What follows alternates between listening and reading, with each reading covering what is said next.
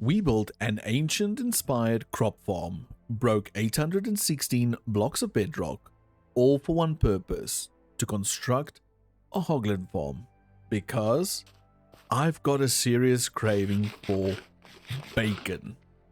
I've been spending quite a lot of time in our new tent, and I've been reading up on expedition stuff and planning for future events, for future expeditions to find the secrets of the ancient civilization. But just to recap for those of you that have not seen it, in the previous episode we ended up terraforming this entire area over here. We set up a brand new expedition tent and just filled it with a bunch of barrels, my little reading station where we do our research, and even a little campsite right over there that we will change up a bit because we had a recommendation to not put the campfire right underneath the tree. So, well, I guess I'll just move that. But then, apart from just terraforming that area, we also went ahead and changed up this little area and got it ready for some future farms, because one of the big things that we're going to need if we want to go out on any expeditions, well, is food. A ton of food. And that's mainly what we're going to be focusing on in this week's episode. So in this book, there's an ancient recipe. It talks about the usage of mob drops, dirt, and bone meal from, well, more mob drops to make something known as organic compost. And organic compost, apparently, if exposed to thyme, the elements, and mushrooms, they should turn into rich soil, which in turn can make our crops grow faster.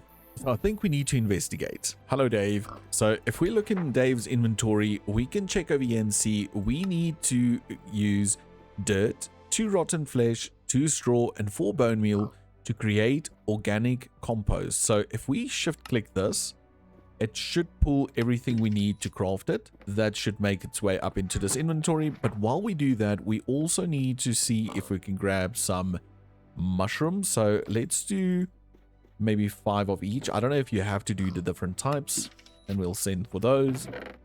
But then we can take these items that we have over here and we can craft them into organic compost. So let's just do it all again, I guess.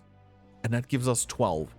So 12 will not nearly be enough, but it is a good start. So what we can do with these 12 organic compost, or yeah, organic compost, is we can actually place them down. Maybe we should place them down here where they're not in the way the whole time. And can we do that? We're going to place down some mushrooms. Let's just place all the brown ones. Let's just place all the red ones, like so. And then I do believe we need water in those. And now we have to wait. Now we play the waiting game, and that should turn into rich soil, which will make our crops grow a lot faster. But I'm going to need more of this. So what I'm going to do is I'm going to see if I can gather up a bunch of resources just to craft a bunch more so we can get that going while we plan our little crop farm. Okay, so I managed to find 22 rich soil in our storage room already. So we had that, and I was able to craft an additional stack of organic compost and 24. So quite a lot. So what I'm going to do is I'm just going to place a bunch of it down over here. And then we'll just let this slowly convert while we work on other items in the area. And then we'll just come and rotate it every now and then. Because, I mean, I think this will almost be more than what we need. I do think we do need to maybe just add a torch or two just to give some light. It should have efficient light or sufficient light. But let's just, for safety purposes, just add a few more. You can already see this one has started converting. The texture's a little bit different. So is that one. So we know it's working. So we're on the right track. Okay, cool.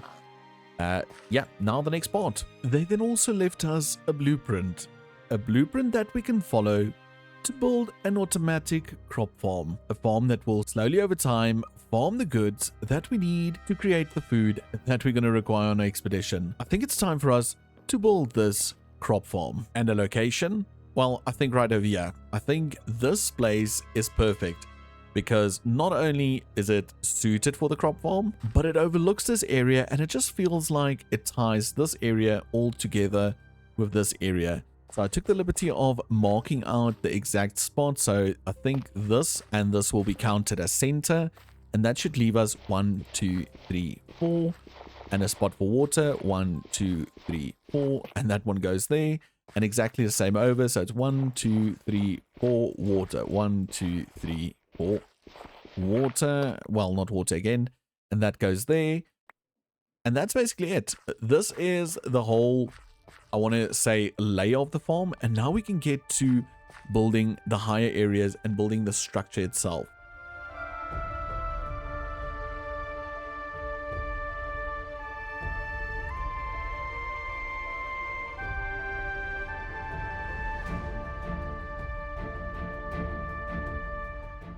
So this is what the ancients used to harvest crops.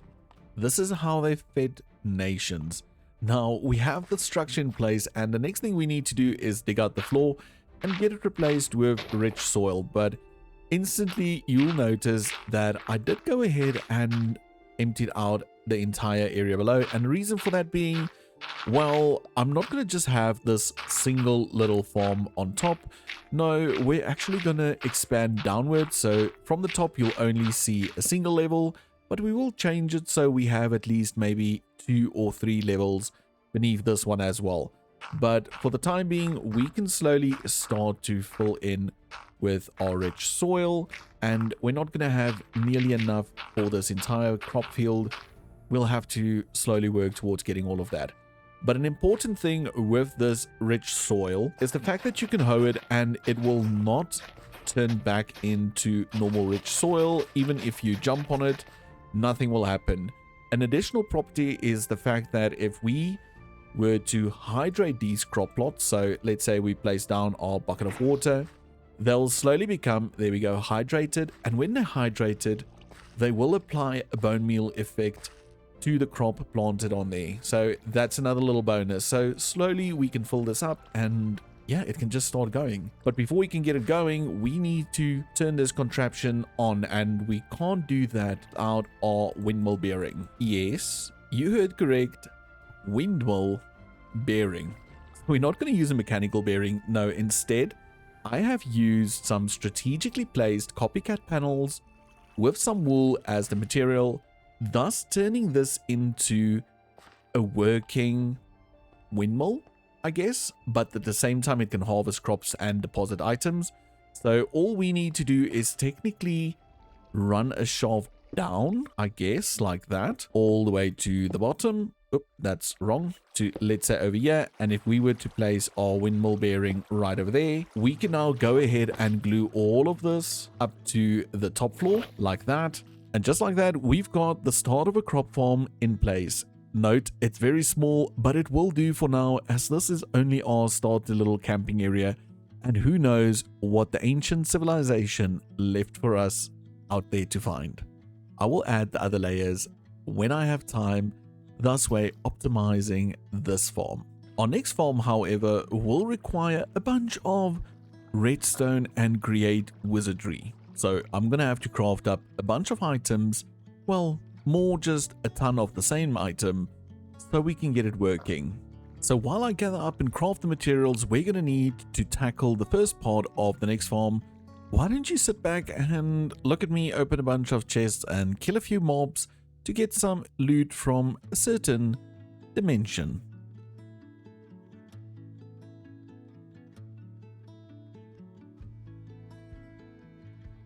For you. Oh, I see it. I see an egg incoming. What a landing. Present. Yay. You have rockets? I got everything in my backpack to craft.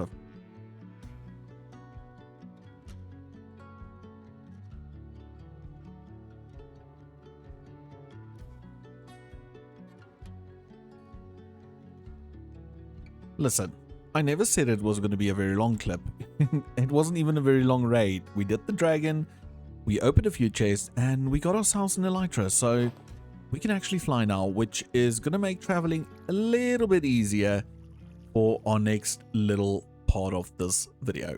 Okay, we're here, and for the next part of the video, we're going to have to get on top of the nether ceiling, and I already went ahead and marked out a chunk. So this is a corner, that's a corner, and well, I guess I marked out somewhat of a chunk, but the other corner goes up here, and we need to go up in this chunk, see if we can find a spot that we can get through onto the roof. And then my idea is, I am not sure how many people are going to make use of Nether travel, but what I want to do is I want to clear out the bedrock in this area, maybe centralize the portal and get ourselves a little safer area to enter into the Nether. So added bonus will be a cleaner hub area, but the main goal is for us to get onto the roof. So I'm going to see if I can find a spot, and once I find a spot, I'll bring you guys back to show you how I get onto the roof. That's if this guy leaves me alone. Okay, so this spot right here should be perfect. If we were to press F3, it will say on the right hand side, targeted block 127 for the Y value. And that's how we know we're looking at the right block, because that's the very top part of Bedrock. So what I usually do is I come up here, I place down a few layers of snow, might be too many, and then I aim an ender pearl right there. And now you should be through, and then you just hop on up, and that's it. That's how you get onto the Nether roof. And I did not bring any obsidian along, so hopefully this works. If it does not, I'm gonna have to go back to the overworld, get the items, and rush back over here. But let's quickly pop on F3. So I do believe this is the chunk. So if we just hop on down, let's just quickly see. That is the chunk. So that corner and this corner lines up. So that and this over here, along with this, forms our chunk. And it's a lot. I know it's a lot, and it's going to take a while to clear out this whole chunk of bedrock. I have done it before, but I do think Create makes it a little bit easier, and I'm going to get the first setup done, and I'll bring you guys back, and I'll show you what it looks like. And then I think we should just power through it with a little bedrock clearing montage, I think. Yeah. Okay, I'll be right back. Okay, so we have our resources. So the first thing we're going to do is we're going to go ahead and break this block and just make sure we put a piston facing this direction in it or on it. And we're going to run a whole line of pistons. It works with one. I hope I'm going to be able to do a whole line at once. And then the next thing we're going to need is just to power these pistons. So again, I'm just going to run some blocks back here. And then we can run our redstone dust on this, going all the way over. And then literally, I'm just going to bring it down like this. Maybe rip that out. And we're going to give it power. Yep, all our pistons power. You're going to take your wrench. You're going to look at this block. And you're going to open your block facing wheel. Currently changing face wheel. And you're going to click on down. And you're going to notice that it has no piston head, but it's still powered. So we're just going to go ahead and do this for all of these real quick. There we go. They don't have any piston heads. And if we were to unpower this, you'll notice they all have piston heads. And if we were to do this, we have a whole row of bedrock all broken. Now the question is, I wonder if I can add even more pistons to this mix. Huh. Okay. I don't know. We might be able to, but I think for now, let's just do that little bedrock breaking montage. Enjoy.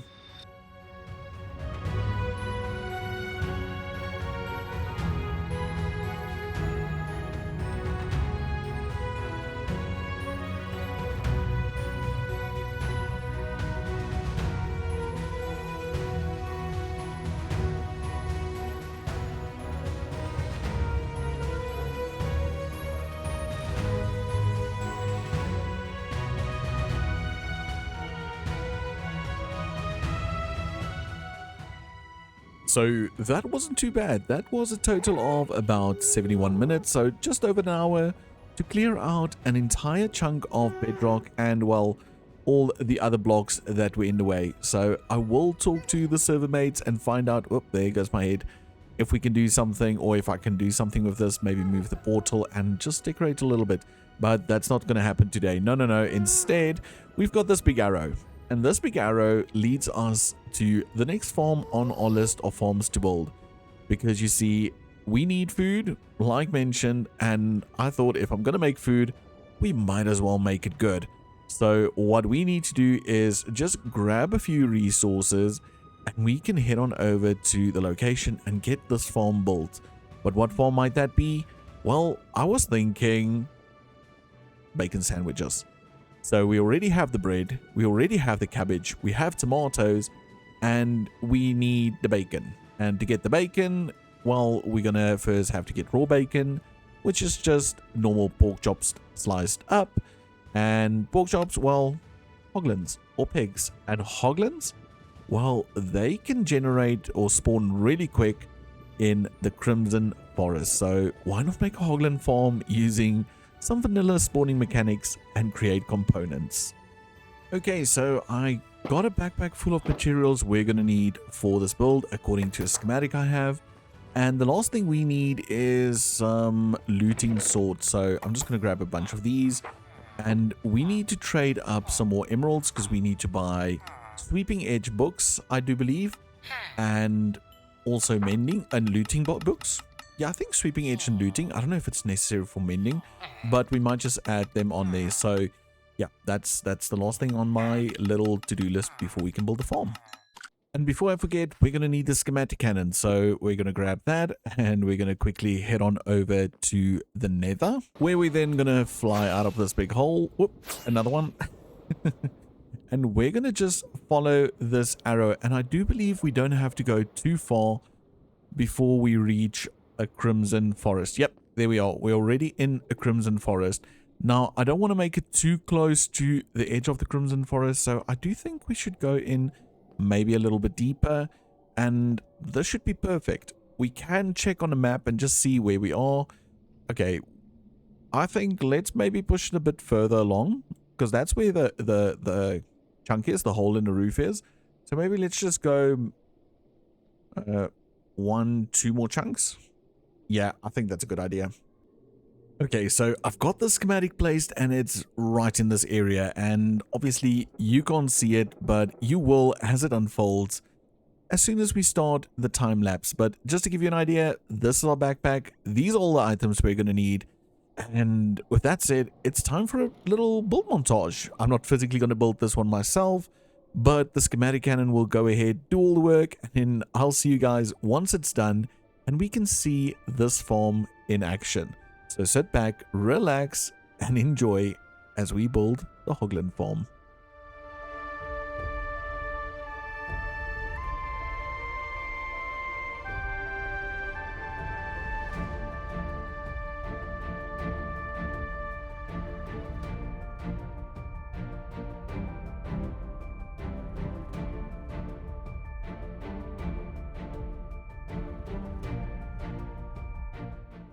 And just like that, we have ourselves a Hoglin farm, and the arrow in my chest, well, or shoulder, that's from piglins. They do tend to spawn here as well, and you can see them down there. So now the next thing we need to do is we need to actually build up until we reach a level that's high enough to not allow these guys to despawn, but also for us to only load this farm area. And the way we're going to do that is, well, let's see if I can get out here. Come on. Okay, well, let's just fly out. And then we need to land on the sides over here. And we can, while we're down here... Oh, okay, it's not going to work. I guess while we're down here, we can also give these little deployers the swords they need. Because I can't believe I just did that again. But anyway, so we need to give them the swords. And how we're going to do that is we'll just do this. And we'll just give each of these a sword, like so. And then we also need to do the other side, but that I'll do off camera. And the next thing we need to do is we need to make sure that they don't despawn. And you can see they're right on this level, which is then 136 on the Y. So if we add 100 to that, we should be fine. I think we should not have a problem, and they should not despawn. So we need to go up all the way to 236 to create our spawning platform. So yeah, let me get that going, I guess. Okay, so the AFK platform is in place, and you can hear it's very, very loud down here because while we were up there, a bunch of those guys spawned, and I think we can turn it on. So if I were to right click this with an empty hand, it should start spinning, and reason it's again windmill blades. So we've got another windmill. It should start going. Yep, they get attacked. And if I were to quickly jump down here, we should have... Yeah, look at the items head into this vault. Okay, cool. So what I do think I want to do is maybe just AFK up there for like, let's say 5 minutes, 10 minutes maybe even. And then we see what we get from this farm. Oh, did I lose it? Okay, there we go. So yeah, see you guys in 10 minutes.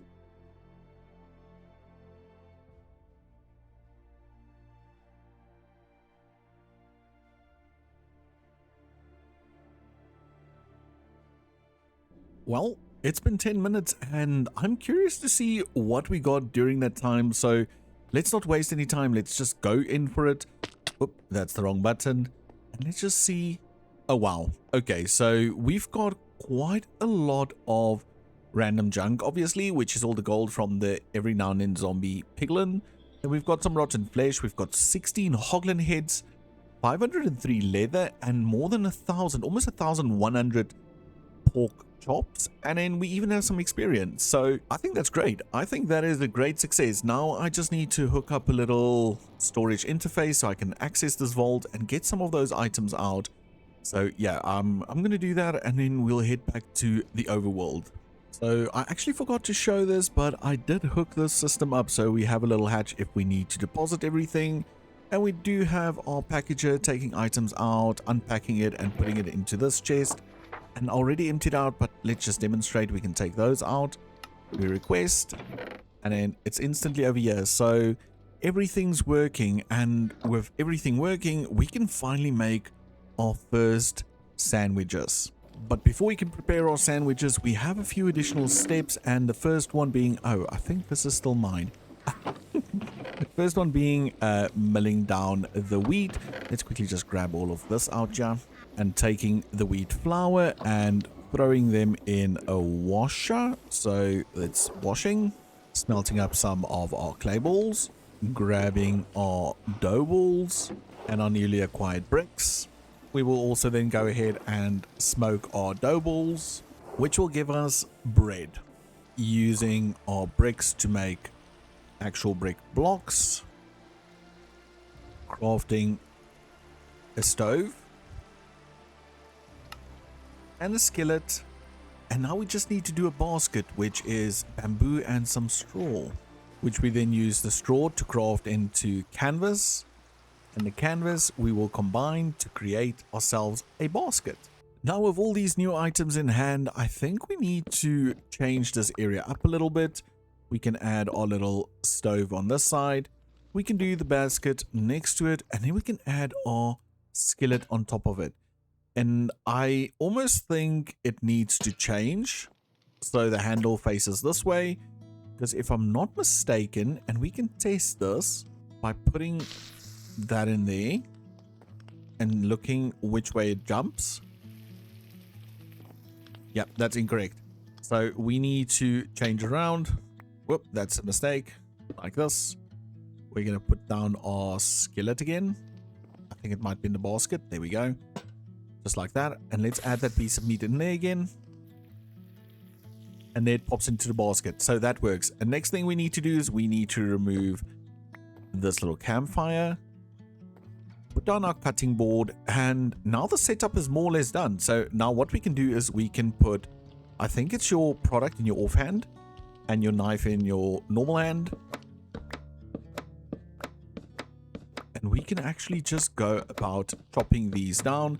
And they will then turn into bacon, and the bacon again we can then put into our pan over here. So let's just pop those in there so long, and they will slowly cook over time. But not just that, we can also go ahead and cut our cabbage, which will then turn those into 2 leaves per cabbage head. So that way effectively doubling our yield. So this knife is not going to last, and there we go, it's already gone. And oh, we've been picking up the bacon. So now we have bacon, we have ourselves some cabbage leaves, and we have our bread and tomatoes. So if we go to a crafting table, we can finally craft ourselves some bacon sandwiches. So It's only 3 now, but it's just because my stuff is not properly organized. We will bake a lot more once we automate all of this, but for now, we finally found a good food supply, which we don't have to pay for, and we produce everything ourselves. So I would call that a great success. So we did quite a lot in today's episode. We managed to add a new crop farm to this new area. We went ahead and broke through Bedrock and expanded into the food industry by building a brand new Hoglin farm. Thus, I do believe our days of going hungry is finally over, and I do think we should maybe bring this to the shopping area, set up a little food shop that sells some bacon sandwiches and even some leather as a byproduct. But all of that will have to wait till next episode because I have run out of time, and I do hope that you enjoyed the video, and let me know down in the comments, would you like a bacon sandwich? Because if you do, I know a guy. So do remember to smash that like button and subscribe if you haven't done so yet, and take care, and I'll see you all in the next video. Bye for now.